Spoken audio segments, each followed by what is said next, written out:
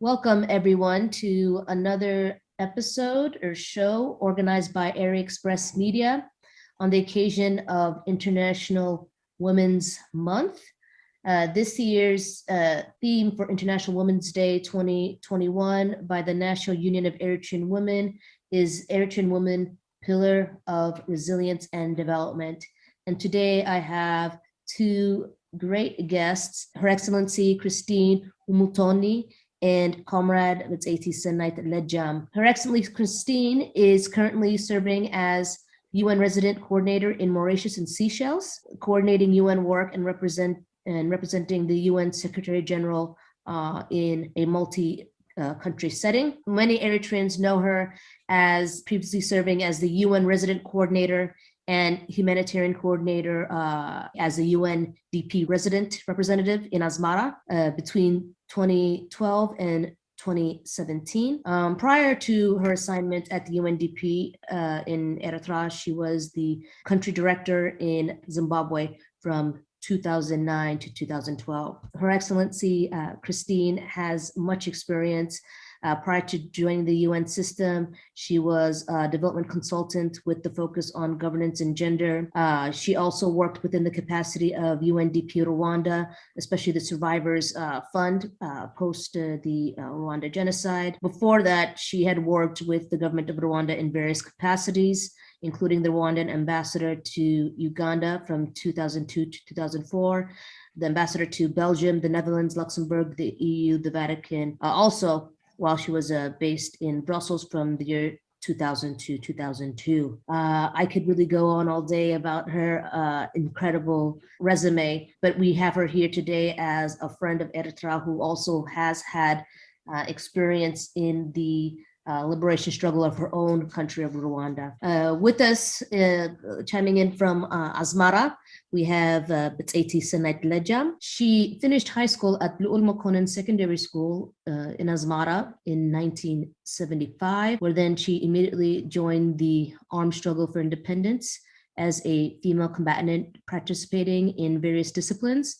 These disciplines included a member of clandestine freedom fighters, frontline combatant, the mass organization and mobilization section, and she eventually reached the rank of commissioner of a company within the army, as well as the political commissioner and deputy head at the Department of the Security Training Center within the liberation struggle. She had also served as the Central Committee member of the National Union of Eritrean Women in charge of the Khartoum branch from 1987 to 1991. During that time, she also gained a certificate in business administration at the African University College in Khartoum. After independence, she became an executive board member of the National Union of Eritrean Women between 1992 and 1999 as head of the Department of Rehabilitation and Social Services. She became a member of the international staff of the United Nations Transitional Administration in East Timor between January 2000 and June 2002. While in East Timor, she was a social affairs officer, which means a director of education and health in the district. And eventually she became the UN coordinator and advisor of the same district in a place called Monofai in East Timor. Senait gained her master's in business administration in 2006 at the Open University in American University of London. She was the Director General of the Land Transport Authority between 2003 and 2014. Most importantly for this discussion, it's good for the audience to know that on behalf of Hamadeh, the National Union of Eritrean Women, Senait had participated in many government delegations in relation to women's issues, including the 4th International World Conference of Women, commonly known as the Beijing Conference, which took place in 1995. She was a member of the Eritrean delegation for the Pan-African Women Peace Conference in Africa held in Tanzania in 1999. A member of the Eritrean delegation participated in constructive dialogue for CEDAW 456 periodic reports, all in Geneva. And she was a member of the Eritrean delegation who participated in the Africa Charter for Human and People's Rights, which took place in Mauritania, as well as many other side events, all related to Eritrean women, equality, and empowerment. The list really goes on in terms of the many achievements and the ways in which Senait participated, and we'd like to welcome her to this discussion too. Thank you very much for accepting this invitation for us to interview the two of you. We have these two influential, highly experienced women here today to discuss with us their experiences as younger women in the liberation struggle, but also to share with us their path, to not only their path, but also the path of their comrades, other women who have participated in post-conflict development and nation building. Thank you so much for accepting this invitation, comrades Christine and Sennight. I would like to give you this opportunity to discuss a little bit about your personal experiences within your own respective liberation struggle. Shall we start with Christine? Thank you very much for the invitation. I'm glad to be here. I speak here today really in my personal capacity as a woman, an African woman, and a woman leader, but also as a woman who has gone through a lot of struggles in history. So I would say that really I am one of those girls who grew up in a refugee camp and basically didn't know whether I would finish primary school because my father didn't have enough money to take me to the next level. I was helped by my primary school teacher who offered to pay for the remaining part and then pushed me to study hard, out of which I got scholarships, and told my father he will never have to worry about my school fees anymore. So I come from that point of view where I don't play victim, but I play victor. I don't be part of problems. I become part of solutions. I believe it is from that young age that I questioned myself, even when I was in secondary school. I was supposed to do sciences, but it took a long time for me to go to my school because I needed to produce citizenship form, which I didn't have. And it took me 2 weeks for my father, again, to beg another parent to pretend or to sort of adopt me as his daughter, through which I could get my papers. By then, the science classes were full, but when the headmistress, she was a lady, looked at my transcript, she said, but you passed arts, you passed sciences, no science course, but you could go for arts. So that's how I ended up doing arts, and eventually at university, ended up doing law. At law school, I'm saying all this a little bit because it's really part of what shaped me and pushed me to the struggle. Because at law school, one time the professor kept coming and saying, if you think you don't belong here, walk out of my class, either because you don't understand or you don't. So every time he said that, I thought, maybe he knows I'm a refugee and he knows I'm not supposed to be here. Law is a professional course for nationals, maybe. You know, I was so afraid of myself, even when I was pushing through life. So anyway, I walked out of university one day. I said, either I'm leaving university or I'm going to do another course. And I found a relative of my uncle who said, you go back to class. None of the people there was brighter than you, and no one cares really where you came from or what you do here that will shape your future. So go back. So I went back to school. But at that time, through all those roadblocks, I questioned myself, why? I actually, at university at one point, our parents, the politics in Uganda where we were as refugees, turned around, and they were, much as he had tried to find a job out of the camp, he was pushed back in the camp. I couldn't find my parents for a whole year. And I went to university and begged the wardens to keep me, and then went to UNHCR to go around the entire country searching. So I found them in a makeshift camp. Of course, then I had to go back to school. They had nowhere to put me. But when I went back, I really, this time I said, I need answers. First of all, why am I not in my country? What is my country? Where is it? Who is there who is supposed to be there and not me? And so many questions. That's how I met student associations. I started in these things as a student leader in the Rwandese Welfare Foundation, like where we, of course, because I was in need, that's how I connected to other kids and how our association started. So it's through that the Rwandese Patriotic Front mobilized us. Of course, then we were ready. You know, these things of the struggle, you have to, the necessary conditions, I think what we call them, that trigger you to say, you know, this is the time to fight. So the rest is almost like history because I barely finished my last exam. Actually, at the end of the war, I didn't know whether do I have a degree, I don't have a degree, because I left the last day of exam. Fortunately, I passed it. If I had to do a supplement or something, I would have no degree today, but I had passed my exam. And that's it. I never said goodbye to my parents or anything. I just left. So for me, experience of the struggle, searching for a homeland, has been a very big part of my life. I always tell my children and all the young ladies that I encounter that every generation has a mission. You have to search it, you have to fulfill it, or you betray it. If you betray it, you betray your people. So for me, at that time, that was my vision. I keep telling my daughters and my children, we found you a nation. It's your time to build it. You have to search for your own mission. At this time around, nobody taught me what to do, but through the challenges that I had. So anyway, it was good going through the struggle, because looking at it, I was also, by the way, part of the Beijing conference, very young. Like when we reached Beijing, it looked like a bourgeoisie meeting, like a meeting of Hillary Clinton and all these people. We were all running in the corridors. Nobody was allowing us to go in the plenary session.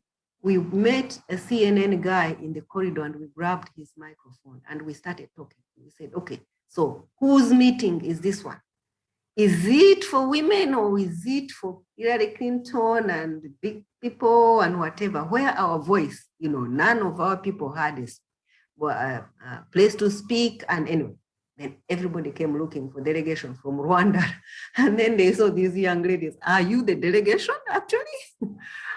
Anyway, just to say that these struggles, one thing, when you are in the liberation struggle, you, as a woman, you are fighting two wars. One is the national liberation, to liberate your country, but two is emancipation, to emancipate yourself as a woman, because you're going through things that are not traditionally women. Women are not supposed to be at the liberation struggle from the traditions of the old. That's why my father was shocked. He would never understand how I am. My mother understood me more than my father. My father took time because I was supposed to find a job and pay school fees for my siblings. I was not just supposed to go away. So anyway, to cut the long story short, it was a big experience. It is one where really also shaped where we are, I believe, as a country. I don't speak on behalf of Rwanda as an official, but as a human being, as a Rwandese, I can say that maybe part of how the women proved their worth in the struggle also gives them a place on the table as people who have proved that they are not there for the sake of being there, but they are there because they contributed to the struggle. But also it opens up the men. Normally it's the men on the table. So if they are taking decisions based on not knowing what the women's worth is, it's much more difficult. But if you have been on the front together, if you have, gone hungry together, if you have walked all those hills together, if you have mobilized resources together, campaigned together, everything together, I think it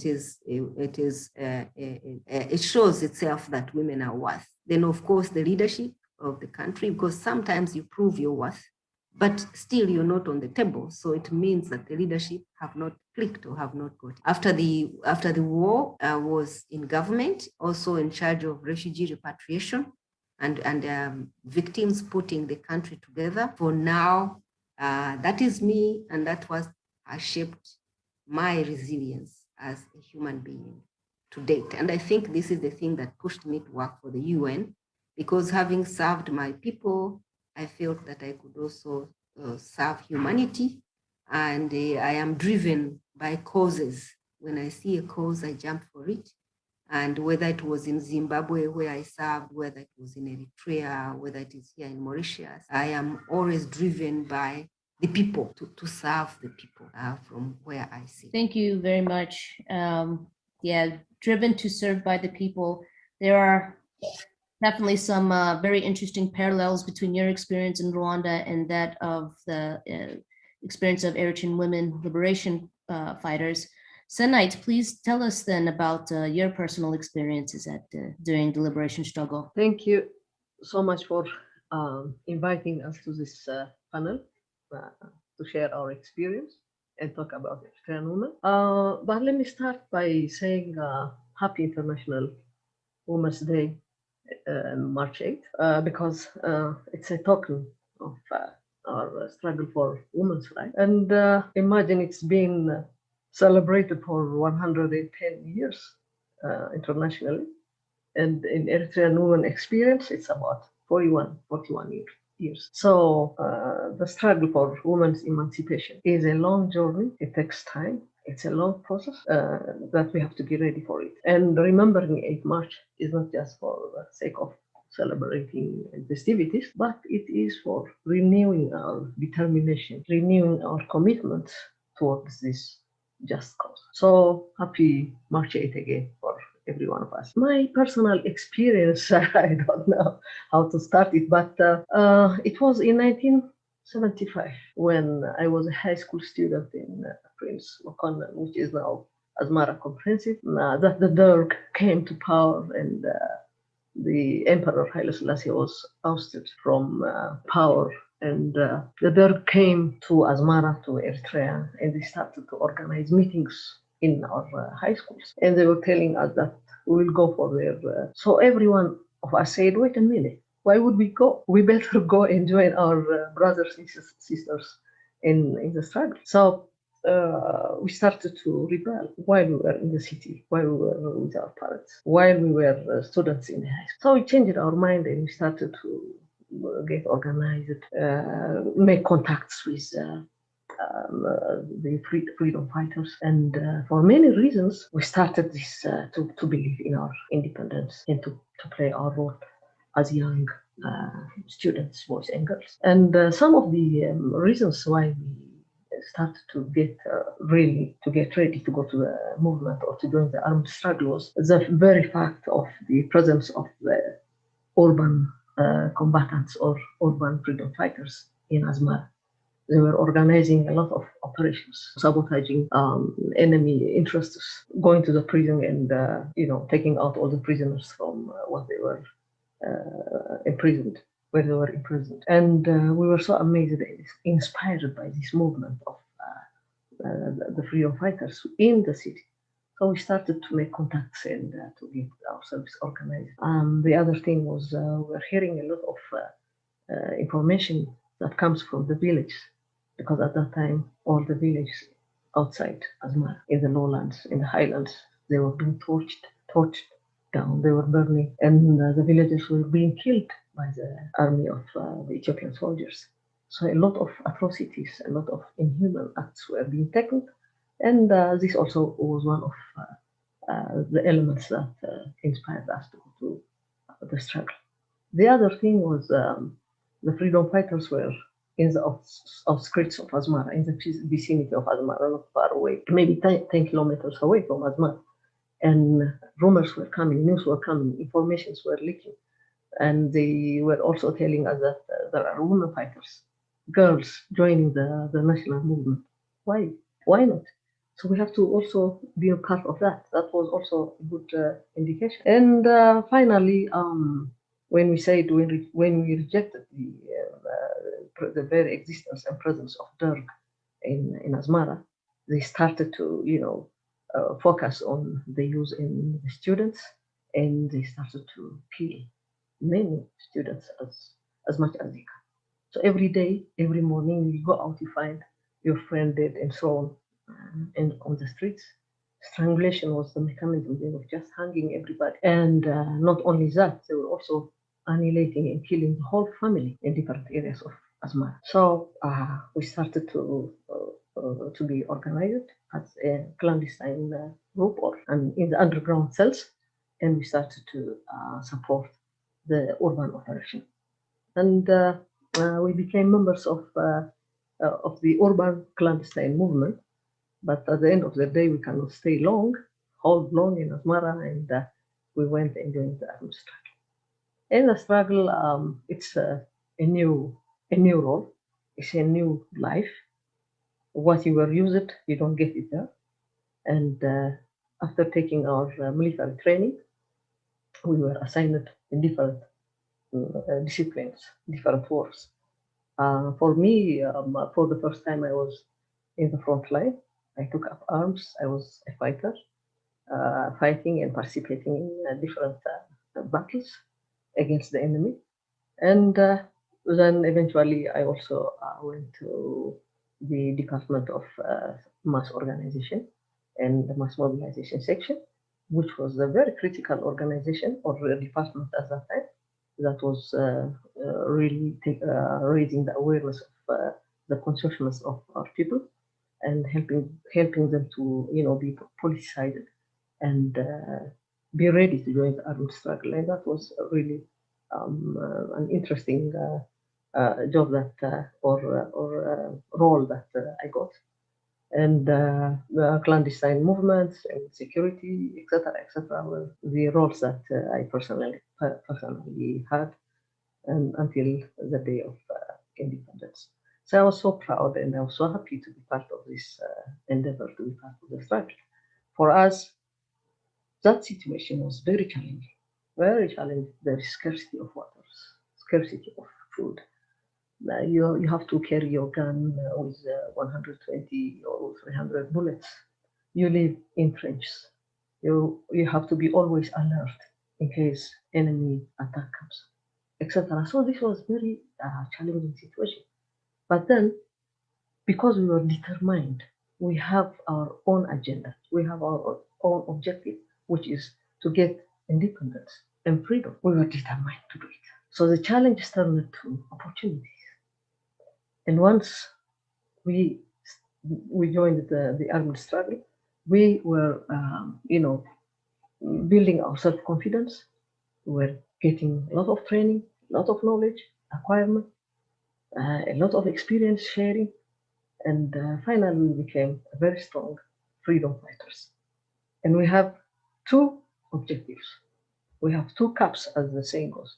One, to fight for the national liberation for independence, and two, to be emancipated, to fight for our own rights. So with this dual task, we were contributing as much as we can until the day of liberation. And thank you. The two enormous tasks that both Eritrean and Rwandan liberation fighters had tried to achieve, within each struggle, there were different reforms or instances where behaviors might have changed in order for the men and the society at large to realize the valuable role of Eritrean women and Rwandan women at the same time. Can you give us some insight, Senite, about the different reforms that were able to take place before Eritrea's de facto independence, and especially that in within the liberated areas of Eritrea? For the first time when I was part of the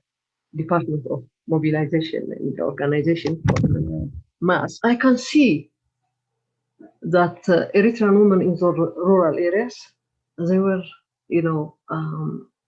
joining the armed struggle was beyond their imagination because of the traditional role that, or limited role that they have had. And they thought joining the armed struggle or taking up arms was meant only for boys. So there was this song that we were hearing every time when we passed by a village and the girls were fetching water and fetching woods or sitting in front of their home. They were just saying, I wish I was a boy. In the time of the revolution, I wish I was a boy. Why Anagdi is the greener version of it. I wish I was a boy. So down deep in their feeling, they thought that this revolution is meant only for boys. And since we're young and our hair was cut and we don't have earrings, anything that could be, make us look like a girl, they thought we were young boys. So in our next discussion to come, we started to organize and have meetings with them, and we told them that we are girls, like the same as they are, and because of the traditional role we were and all this prejudice and stereotypings, we were not allowed to join the armed struggle. But now you are, since the policy of the armed struggle itself is, it believed that without the participation of women, the struggle cannot be successful. So we have to mobilize, we have to raise the consciousness of the girls to come and join the armed struggle. Not only girls, but the whole community. So it didn't take so much time, and they started to, pour to the movement. So the limitation of the culture had played its role. In fact, there was another experience also, which is really good to mention it. In the lowland areas, we were also, doing this mobilization stuff. And we had a meeting with a Tigray woman, and they said they don't want to come to the meeting because they think we were boys. So finally, one wise lady came out and asked me, okay, let me, come with me in my room. And we went to her hut, which is called Agnet. And she told us, are you boys or girls? We are girls. So let me see. Take your shirts out. So we took our shirts out for her, and she believed that we were girls. And from that day on, she was the best person to organize her village, not only her village, but all her neighboring village, the men and women together. So this was a kind of breaking the ceiling for girls to come and join and have, different role, a paradigm shift, you can say, in the roles they have previously. So this was a good experience to share with. Christine, I think there was also similar experiences. I mean, for the millions of Rwandese having been living in exile as refugees, maybe you've also have some experience to share with us in terms of how you yourself, being the chairperson of the Rwandese Refugees Foundation and doing different types of work, what type of things have you or your comrades done to create the sense and desire for women's emancipation before the actual liberation? If you can give us some insight. Yeah, it was actually a protracted war. Even that, the entire liberation struggle is always protracted, but also the war of emancipation is as even more protracted, because we are still even struggling up to today since then. But what I could say for us, like practical examples that showed it. For example, when I felt ready to join the movement, I didn't know where and how. I saw like people, first of all, because we had experienced the liberation in Uganda and we had seen our schoolmates going, and we were saying, where do people go for these things? So in the beginning, it started when there were not many women. It was like a men's club, and very, very discreet, very, very quiet men's club. The few women, I think, who had joined early in the 70s, the few women were almost like, I don't know, different, they were not in the executive committee or in any leadership forum, they were there. But eventually, I think the ideology changed around, I think, 1987. The ideology changed and the name changed to the Rwandese Patriotic Front. It became a liberation movement. With that came the openness, mass movement. Everybody is welcome. The people who were leading the organization then really came for the youth, the women, the girls, the machinery, the leadership of the movement was open to, but even then, because I remember I was in mass mobilization myself. First, I was in diplomacy, I was in communication, I was in many things. One time I went to mobilize in some country. I will not name it because everywhere around is where we went to mobilize to collect money and to do like that. There I found a meeting of only men. And that is not on the front, because we did work in the front, we called it in the bush, in the trenches, but we also did work abroad, or organizing committees abroad in the diaspora. So in this meeting, I work with young lady and only men. And then it hit me that if I start asking questions about women, then I may lose my audience. So I pretended maybe I'm a young boy or what, I don't know what they see in me, but I was coming from the front and I was bringing news of the front. I was mobilizing. It was time when the war was going on. We were even talking to press conferences. We were telling governments, we were meeting. And then I went on. I went seeking for appointments with governments, with the press, and the wife, because we used to live in people's homes. We had no money. It is people who fed us. They're the ones who accommodated us.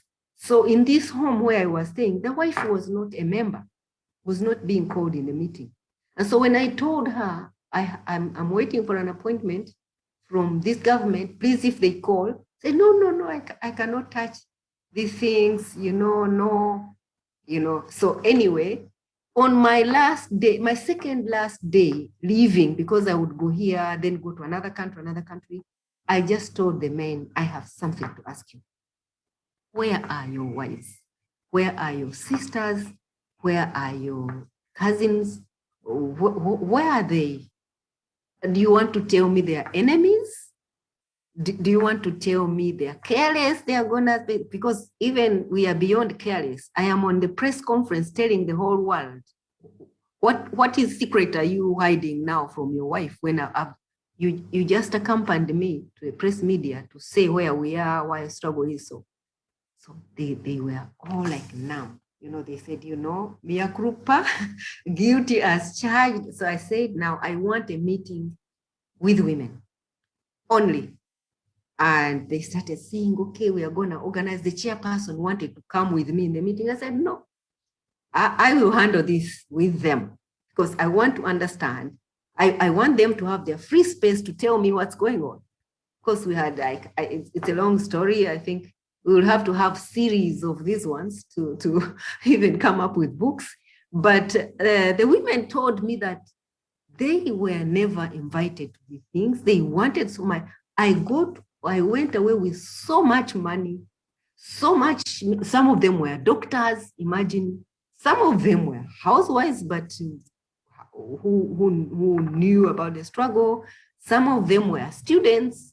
And just to tell you that it is protracted even within. But generally speaking, when I told them, they said, oh my God, you shouldn't report this in the central committee because what will they think, this organization? But also just to say that it was helpful that we had the structures already during the struggle. We have the women's movement. Even within the civilians population, there were structures. We used to call them Abahutu Mugambi. They had a name. And then we also, even in the military, we had even a unit. It was called Yankee Mobile. For when it was ceasefire, when it was not fighting, they would be in Yankee Mobile. We had a leadership who really organized, because one time we had a congress of women coming from all over. And the chairperson of the High Command, who was the president of Rwanda today, was in this meeting for 3 days. He had left the front line, came to this meeting. And so, of course, it was in the beginning not obvious, but and it was tough. I wouldn't say it wasn't, but I think when you have a cause, when you have a cause, and right now we are talking about the liberation struggle, but it could be any struggle. It could be any struggle. When you're clear in your mind what you want to do, it doesn't mean matter your gender. It doesn't matter your age even. I started struggle when I was 19 years old. So I always tell young girls, leadership is today, not tomorrow. I started leadership at 19 years old. So there's nothing you're going to tell me about. These are young, these are what, because you have to have a cause. Even today, I tell young people, fine, my cause was to find a country, but maybe your cause will be to stop gender-based violence. Maybe your cause would be to build your nation. Maybe your cause is to preserve the climate change, to fight climate change, or whatever the cause, be a leader in what you are doing. So like I always tell them, like problems, these challenges in the struggle, they are temporary. They are very temporary. I remember when I was in Eritrea, I used to go to the refugee camps, the Somali refugee camps. in Massawa. And then normally they would prepare for me a speech. And I end up not even handling this speech. I end up just looking at the refugees and telling them just my life story. One time, one young refugee Somali girl had been married off at 15, had a young kid, and she really didn't want this marriage. So I told her, if you don't want, leave it. What do you want to do? She really wanted to study and become a doctor. And so somehow she got connected in UNHCR. Oh, when I came to hear later on, she had connected with a German NGO, and I think now she's in German studying medicine. So you may be in a certain situation, in a certain problem, and it consumes you, but it will pass. It will pass. Resilience is the best thing in every situation. That situation will pass. Every human being is like born like a diamond. Things will come and cover you. They'll throw stones on you or water on you, but just remove it a little bit, and then your diamond comes back. So this, all I can say about the experience in the struggles. It was tough, but it was doable, and it shaped our generation. I'm sure we are spilling over to your generation and even those who are young. Absolutely. Absolutely. You bring up the importance of resilience, that also being part of the theme of International Women's Day, the theme set out by the National Union of Urchin Women. The both of you have had used resilience to participate in the liberation struggle, but then you also carried on that resilience to play a role in post-liberation, post-conflict development, and throughout the nation-building process. Christine, you already touched up upon this, how young women should be able to understand their generational mission in this nation-building process. The both of you, Sanait and Christine, you joined liberation struggles at such a young age. Can you just give us a little bit of insight on how and when can young women learn from your generation? What should they really pick up on to have this kind of resilience to continue the mission of their generation, which has a lot to do with development and nation building, I believe. Okay, in the UN, the theme for this year is women in leadership in a COVID world. This is just to show and tell young women out there and men that struggles will continue. That's life, and they come in different shapes and in different forms. So at any one point in life, you can then jump in to contribute, to make your contribution. Now, speaking as a UN official, I can tell you that, of course, we talk about the SDGs, SDG 5, and I can tell you that throughout this whole struggle of COVID, women have been at the forefront as healthcare workers, as caretakers, as doctors, as researchers, as so much, trying to hold on to the society in these tough times. So what I can say, what the young generation can learn us in terms of resilience, first of all, well, it's very difficult to copy and paste. If I could, I would, squeeze the juice out of me and give you to drink. Maybe this is the portion that will do. But unfortunately, like a butterfly, you've seen a butterfly, when it is still in its the cocoon. It has to be in that cocoon. It has to fight its struggles to get out. Then it has to bloom. You just have to be in the right environment. But if you even try to help it, like to scratch and let the butterfly out, it will never fly. It might come out with one wing, not flying. because struggles in life are important. They shape who you are. They help you grow. And it's up to you actually to search inside yourself. And, the most important thing is confidence, is believing in yourself, is giving an opportunity. What me and Senite are trying to fight for is equal opportunity. Give boys and girls the equal opportunity. Don't be like this old man who has no money and says it's his son who will go to school, his daughter will not go to school. Don't say that, somebody has an opportunity, but because she's girl, you're going to marry her off and then whatever. What we are fighting for is to give the girls a stage. I fought for my stage. Today, actually, maybe many families are still fighting for that stage, but there are some families where we have enlightened moms, and we will fight this struggle, even if your dad will not, whatever, but most dads are also getting enlightened. But in these international fora, like right now, I'm struggling for people to get vaccines, migrant workers, especially women, people who normally left behind, pulling them up.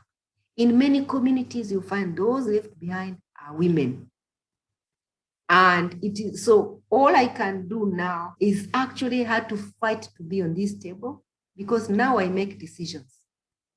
Now I make decisions. I manage the budget of the UN, and I can say, I can check the project, how many women, how many men are beneficiaries. So I think all we can do now, I think I speak for Senai, she will speak for herself, is we've done our part. In fact, these days, I enjoy this. Thank you for inviting me on this, because now I feel like it's my time to give back. I used to laugh at my mom that she likes to tell stories. Now I'm like my mom. I invite myself to university to simply talk. And sometimes I just talk about my story, and that's it. I give pro bono lectures on women, on leadership, but I end up just speaking about where I came from, where I am, and telling these young girls, I like to address girls, I do address boys too, but telling them if I could, and I had no money to finish primary school, and you girls are here, university on a scholarship of money from your parents, then you could do much more. It's important to mention in the struggle for women's rights that we have to believe the women's issue is a social issue. If you see our national charter, it says bluntly and clearly that women's issue is a social issue. This is number one. Number two, that we have to have solidarity between men and women. One of the success stories, why we became successful in the armed struggle, was that we were working together side by side with men. And we were getting a lot of assistance and help, and we were giving back assistance and help to men. So solidarity is very important. And now in the process of nation building and the coming generation to come, you have to put in consideration that the women's issue is a social issue. It's not only for women to be thrown to women on the table of the woman, but it is the burden of the community at large. And then you have to have a solidarity between men and women to solve this issue for the generations to come. When I say the women's issue is a social issue, I will give you a very good example where we became successful. It is the problem of FGM. FGM, female genital mutilation in Eritrea, is a success story. It is really a woman's issue, but it is not only a woman's issue, it is an issue of the society. So right at the beginning, when we had our founding Congress in 1979, one of the resolutions passed was, we have to tackle FGM. And this was very important. And it was applauded and accepted by everybody. But then we have to go back to the community and tell them the side effects and why it is practiced. And finally, after independence, there was this proclamation which was issued. It is that prohibited FGM totally, which was issued in 2007, Proclamation 158. But not only that, law is one thing, but consciousness of the community is another thing. You have to raise the consciousness of the people. I know Christine was visiting some villages which declared zero FGMC practice, meaning they stopped it totally. And how did we do it? By bringing everybody on. Because this issue is not only women's issue, it is a social issue. So everybody should be part of it. And we have FGM, anti-FGM committees and underage marriage committees as well. Because, traditionally marriage was taking place like a girl is 14, 15 years, maybe less. But now it is 18 and above. The law supports it to be 18 and above, but then the community supports it because we have managed to raise the consciousness of our communities. And we have set up committees all across the country. And in each region, there are committees set up, grassroots committees, beginning from the regional office or the governor's office down to the village. And do you know the number of committees are over 700? But the number of men in these committees are majority than women, meaning they are taking this toll to their hands to support women to solve this problem forever. So we have to, this is a very, very good experience that we can get from. We can share it with other friends or women in Africa, that this issue of women is not something to be left on the table of National Union or on the table of Women's Ministry or on the table of groups of women. It must be the burden of the community. And this is how we brought out an experience in our during the armed struggle, and we continue to do it until now. So that's why we are now about 0.6 FGM prevalence in Eritrea. Glad to share this experience.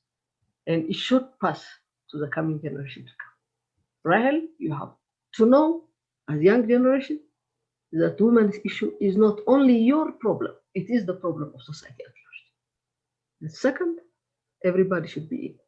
And you have to make very strong solidarity between men. Thank you very much, Sanait. Yeah, Sanait, we'd love to hear about your own quote unquote transition between a liberation fighter and a member of government delegations. You worked at the UN with the Transitional Administration East Timor. You were the Director General of Land Transport and Authority between 2003 and 2014. You've obviously been a woman of leadership for a long time. Can you please give us some insights on how young women can also take up their role, take up the mission of their generation? Before I jump on the second question, the first one was like to give you some highlights on the role of women in the armed struggle. I was just talking about my personal experience, but generally, when women came in court and joined the armed struggle, they had we can categorize their role in 3 or 4 elements.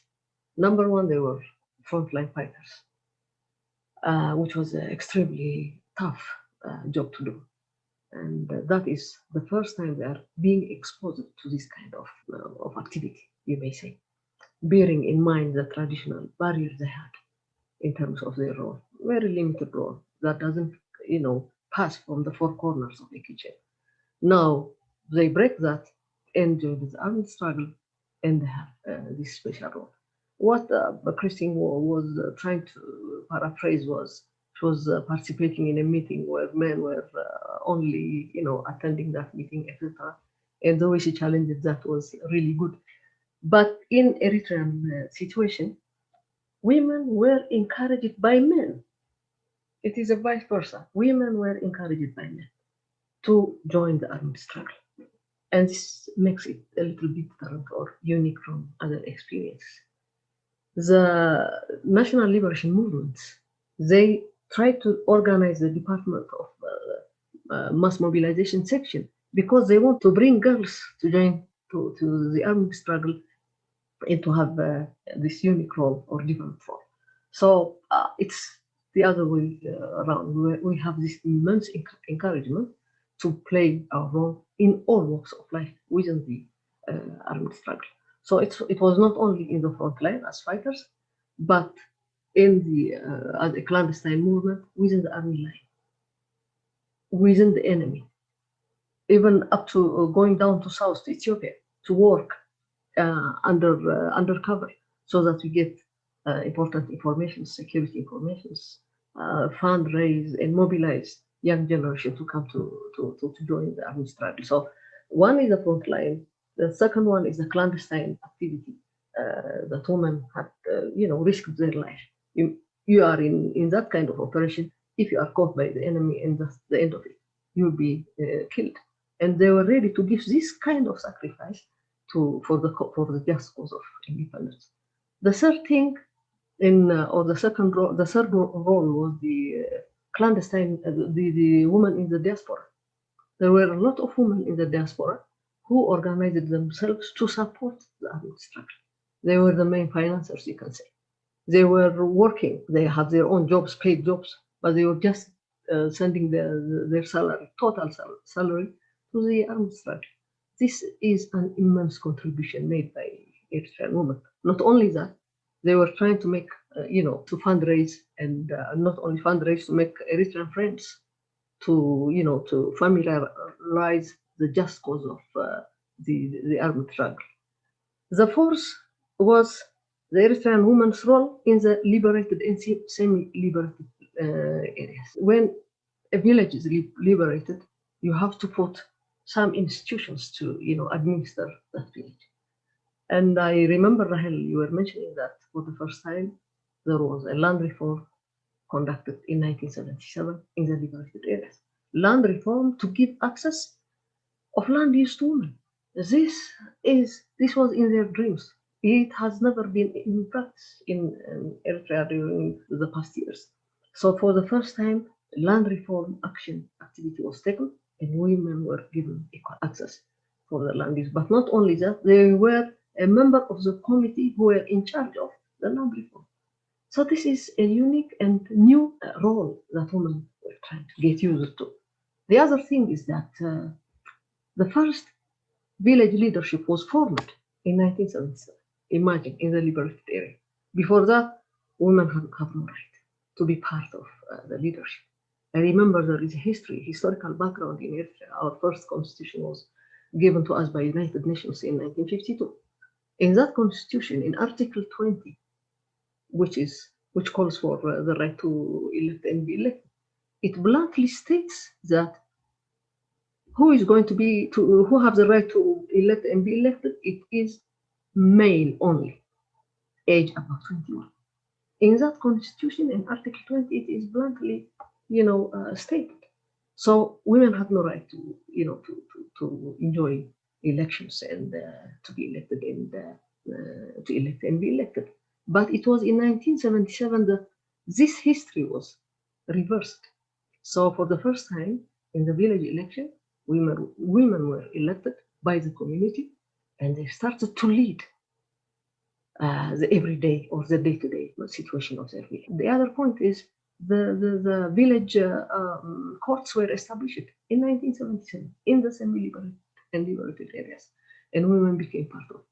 So the leadership or the nascent institutions of the future Eritrea to come were, beginning to hatch up in the liberated villages, and women were part of it. And not only that, they took up arms and became women's militia. They do their civilian work every day, but they have arms. They were trained in case enemy comes, so they should, protect themselves and the villagers as well. So the changing role dramatically started to take shape in the liberated areas. And of course, not only this, the EPLF started to encourage women to organize themselves in their own organization, because they have dual task, as we said. One is to fight for the liberation of Eritrea or independence of Eritrea, and the second is for their own emancipation. So if they are not organized, if they are not, conscious enough on their own rights, who is going to do this job for them? So they were encouraged to have their own organization as early as 1979. And they started to lead themselves to, organize all women across the country in the diaspora, under the enemy lines, etc.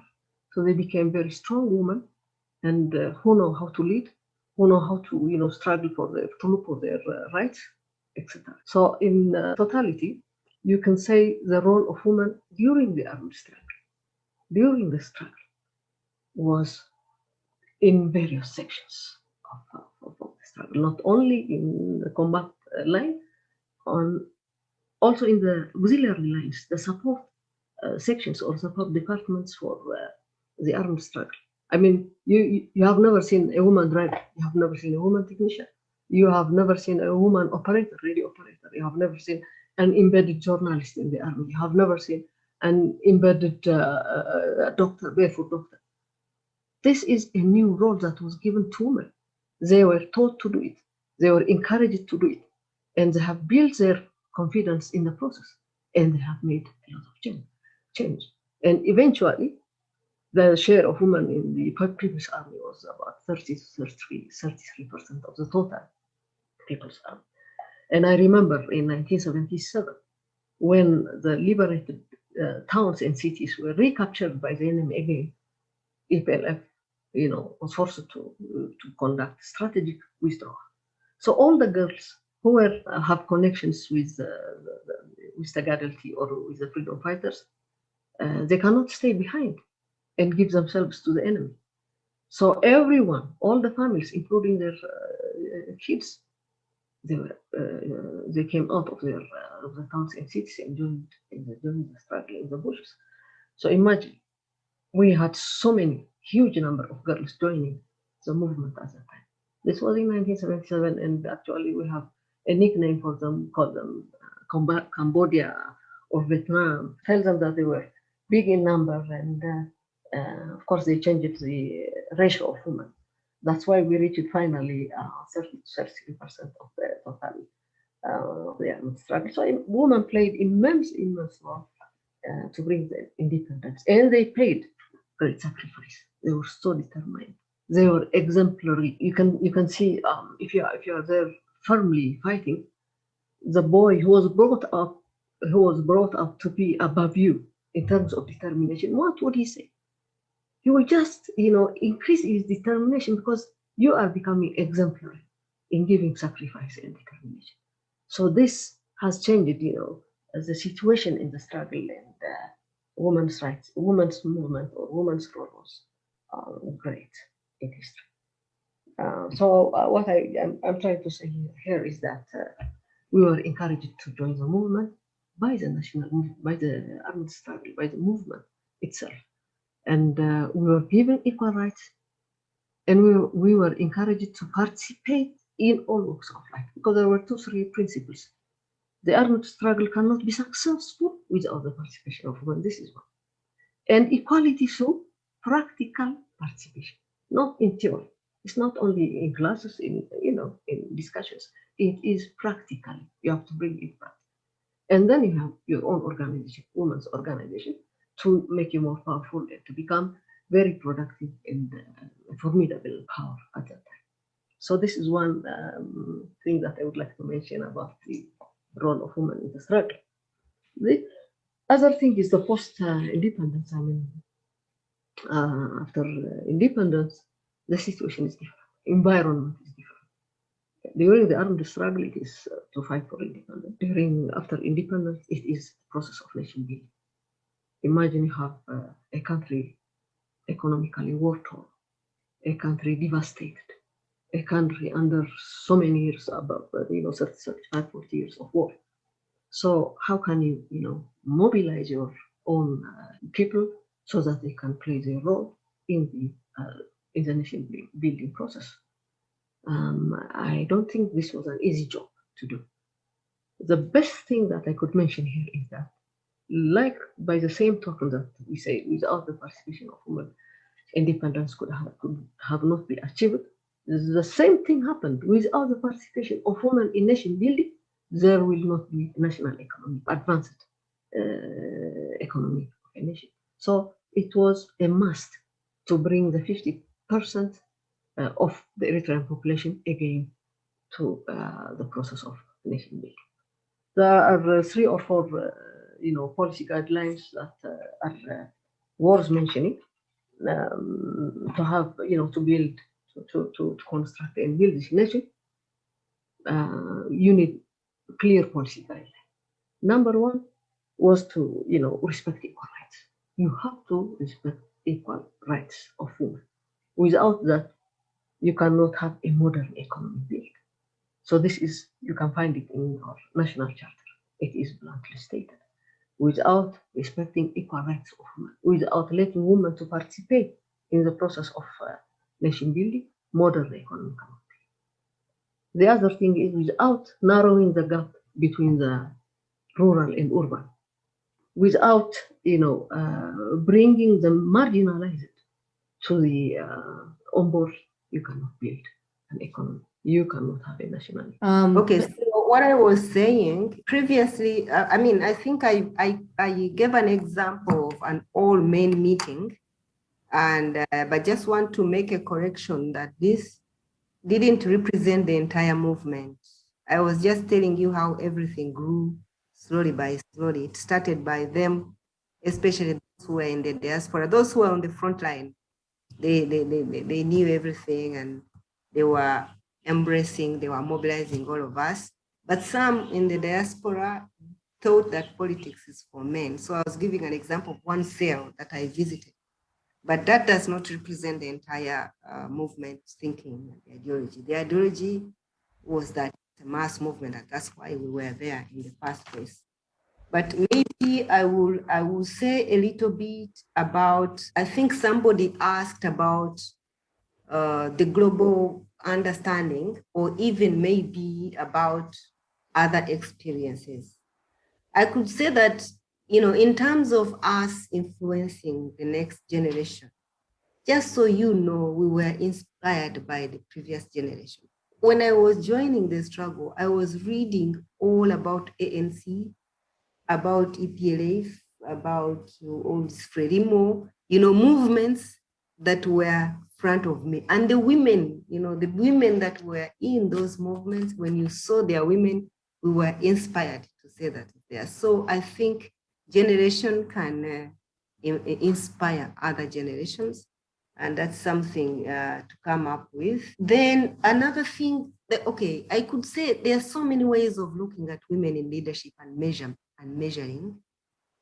For me, what I see as a common thread in most liberation movements, sometimes even, it's not so much about how many women in parliament, how many women in, that also is important.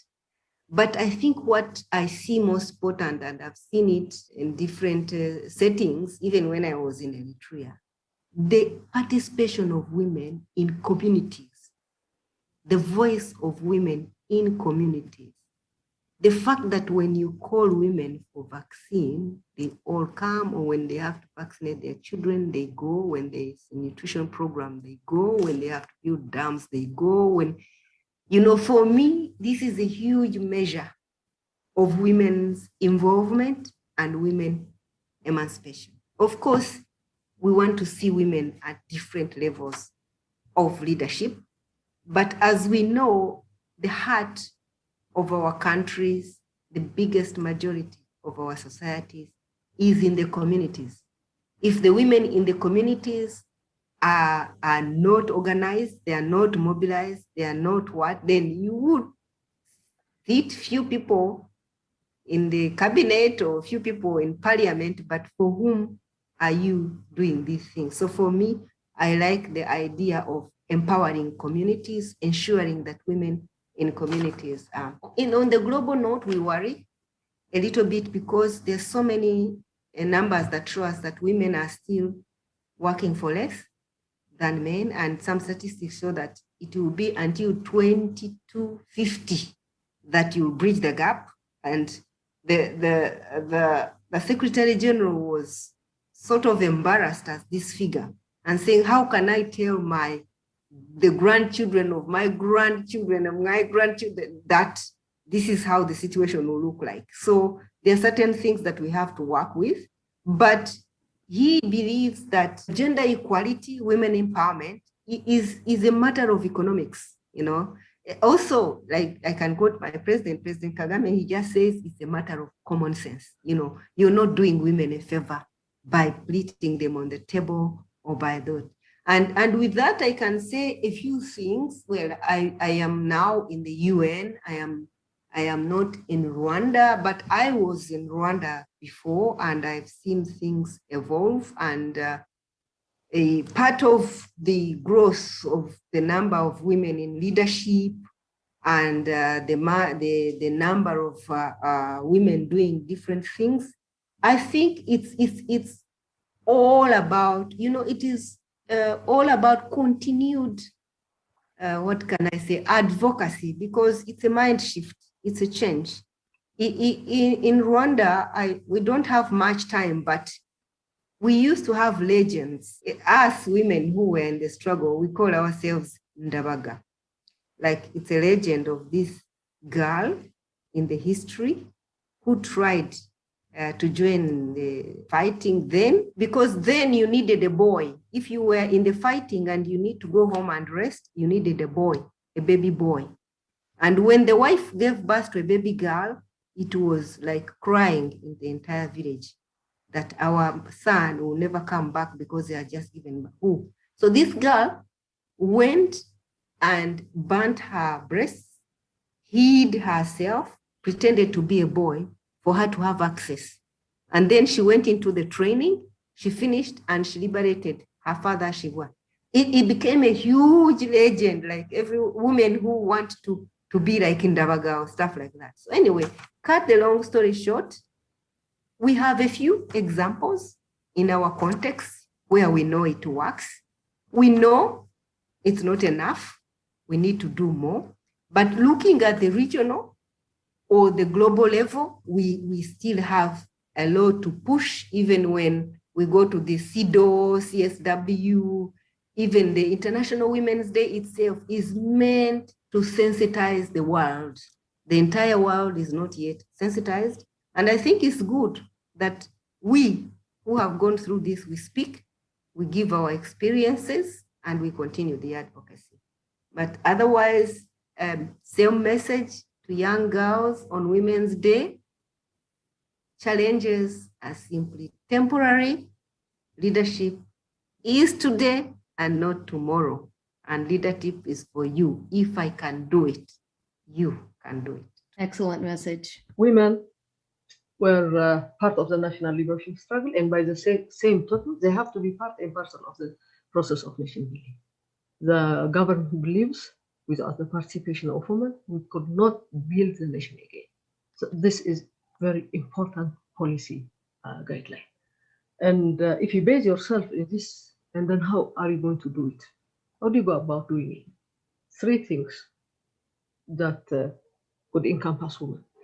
One is you have to review all your legislation and give women legal protection in independent industry. Two, you have to mobilize your human capital so that you will use effectively and efficiently in the process of nation building. Three, education is very important for girls. So the government focused on these three elements to encourage women to be part of the whole stuff of nation building. So when we come to the first point, which is legal protection, after independence in 1991, imagine the first day, you can say, 1991, number one proclamation up to the fifth proclamation, they were meant to review all the laws that we got from the colonial past and to see each article, each phrase that thwarts or limits the role of women or that discriminates the role of women. This was to be repealed and reviewed, repealed and amended. This is number one thing. And it gave Eritrean women legal backing. The second one is to enact new laws, which we don't have during the colonial time. One is the land law. It gave equal access. In fact, without giving women the right to use the land for habitat and for agriculture, Where is the woman's rights? How can you shape it? You cannot. So land is the basic thing, and women will have the access of land through by using this law. Proclamation for labor. It gave equal opportunity of labor. It gives equal opportunity of labor and same payment for the same job. You have the nationality and the citizenship proclamation, which gave by the same token equal rights of women in terms of nationality. And this was 1992. And then you have the proclamation for the national service. This was amazing. This was great because the national service, if it was being established by discriminating and excluding women, what would have been our position as women fighters? I mean, we will start again, go back to the bushes and, fight it. But it cannot be done like that, since we believe in the heroic role of women. So by the same line, in the nation build, the same thing should be repeated. So the National Service Proclamation also came to protect women and help them participate in all walks of life in the government and in the nation building process, you can say. So one is give legal protection. I don't know how the Rwandan women did this. I'm sure they have already started. I mean, as soon as they got their country back, they reviewed all the laws to give women legal protection and equality. And this is unshakable foundation. Without doing this, Rahel, you are asking me how the coming generation or the young generation will do it. It should not be on talks and agendas and speaking. We have to have, a strong foundation, and this is the law. The law of the country should be there to protect the young generation for the coming generations to come. The second thing is the education. How can you, employ a woman? How can you, assign a girl in different positions if she doesn't have any education? So we launched education program for girls, both for boys and girls. In 1991, do you know that we had only 137 schools? Only 137 schools. But after we have tried to, conquer this, we had now 1,987 schools from KG up to kindergarten. And what is the share of girls? It is 49% attendance in participation in schools. And what is the gender parity index, which shows the participation or the role of girls, the activity of girls? It's up to 0.91, which is like 1-to-1 in the basic education.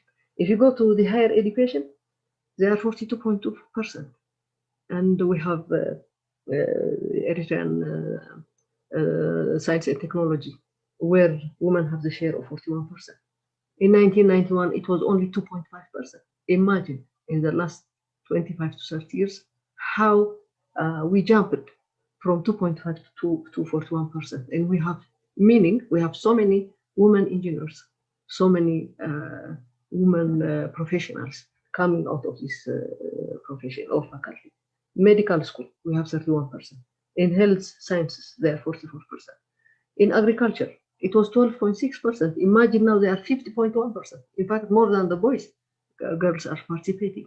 And this is very important for women because these graduates are going to the farms to contact the rural women, the rural women in the remote areas. So they are helping and assisting the rural girls and the rural farmers as well.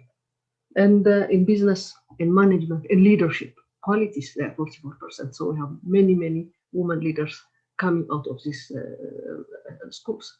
We have many women lawyers which they are changing their role in the justice system. For instance, the attorneys, they are 37% are girls in the office of the Attorney General, because so many lawyers have been coming from the law school that we have. In marine science, you name it. The other most important is their presence in the technical vocational education.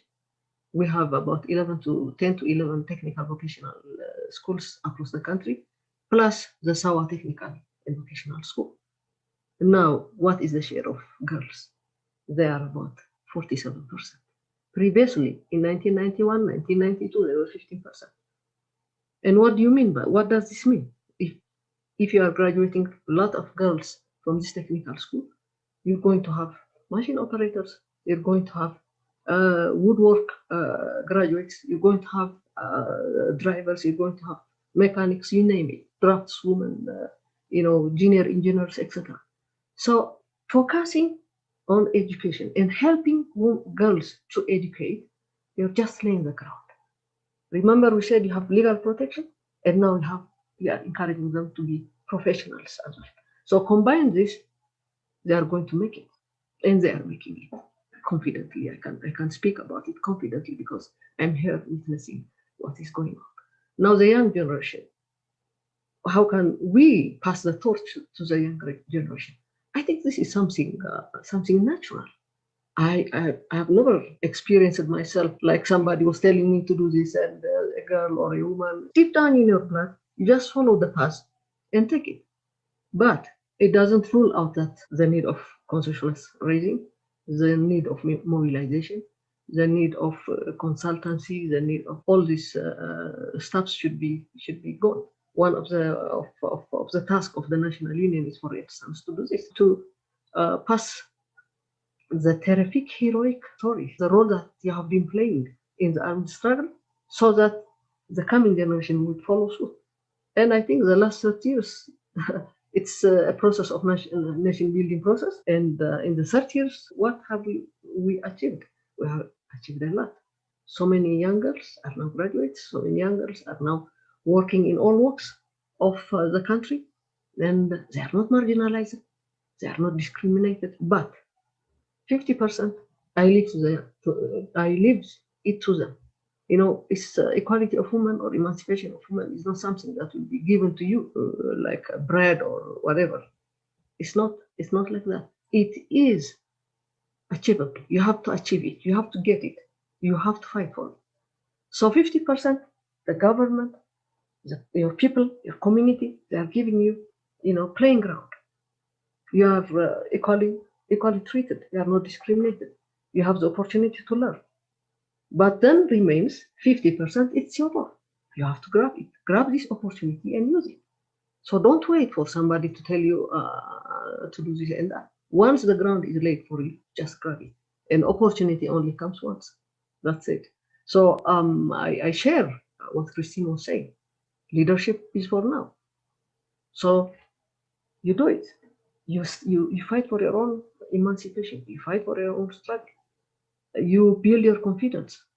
You have to build your academic level, your level of consciousness, your awareness, global. In fact, try to understand what the global situation is in terms of women's emancipation and role. I think the young generation is following suit here in Eritrea, and I appreciate the role they are playing, but still, we as now becoming older generation or previous generation, we have to pass the torch, which this panel that you have organized in a way is one kind of mechanism that we can share our experience with the young generation so that they can.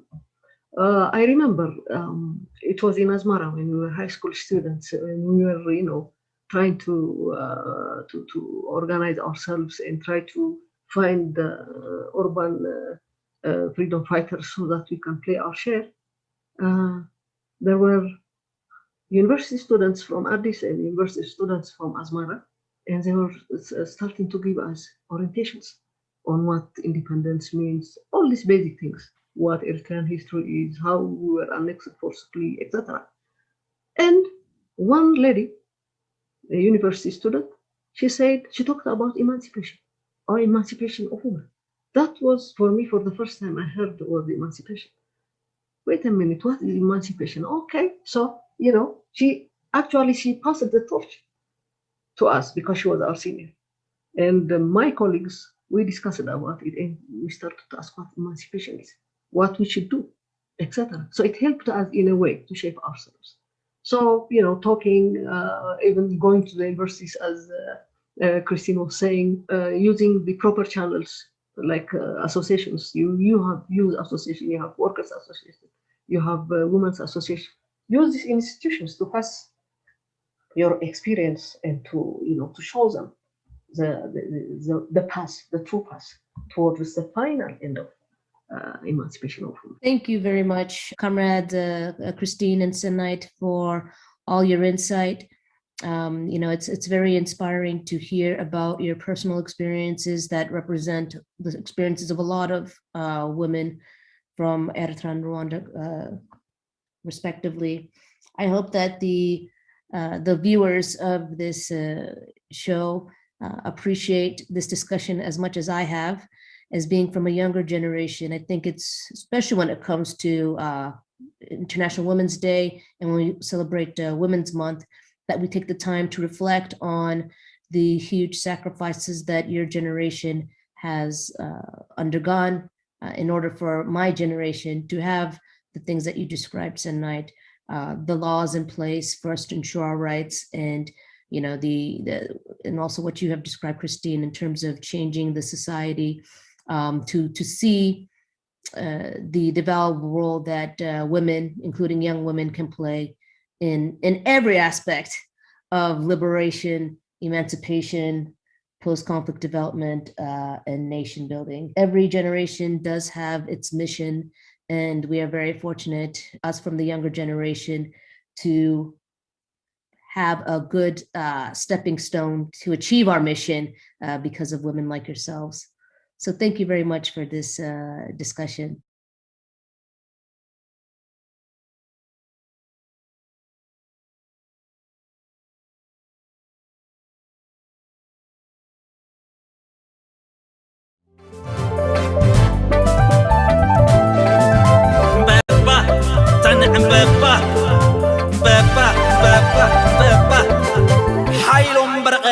Entertainment Channel.